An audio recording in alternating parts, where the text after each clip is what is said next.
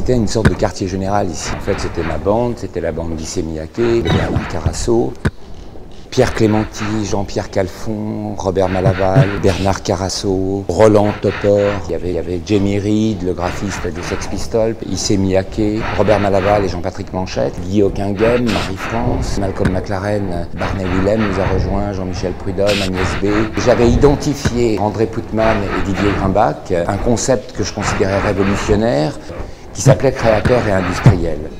Dans l'équipe, il y avait à l'époque Emmanuel Kahn, Roland Chacal, Issey Miyake, Ossie Clark, Michel Bruyère, Issey Miyake. On a commencé à faire des fêtes dans la caserne des pompiers avec les Frenchies. Michael Monique tenait la basse, Jean-Marie Poiré chantait, Jessica Lange s'occupait de les habiller avec les vêtements que j'avais créés. Notre correspondant du service de presse, c'était Alain Pacadis.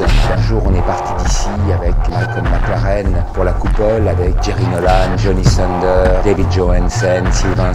J'ai eu le droit à Happy Birthday Charlie, chanté par les Dogs. C'est Yves Adrien qui en parle, ou Alain Pacadis dans l'un de ses livres. On n'avait pas l'argent pour payer pour les 45 personnes qui étaient là pour mon anniversaire. Et Jean-Pierre Calfon s'est fait attraper à la fin par le directeur de la coupole. C'était le départ, c'était une plateforme, c'était le départ de la conquête aussi.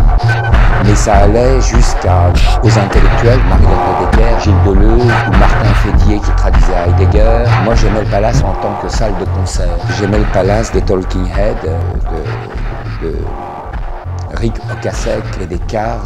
J'aimais tout ce qui se passait en coulisses du Palace. J'aimais les tout petits couloirs étroits des coulisses du Palace avec des petites loges un peu pourries où on croisait tout ce qui pourrait nous faire penser aujourd'hui à une sorte de générosité, une sorte de transversalité, de partage et d'envie de créer un mouvement ensemble sans en être absolument conscient, où tout convergeait.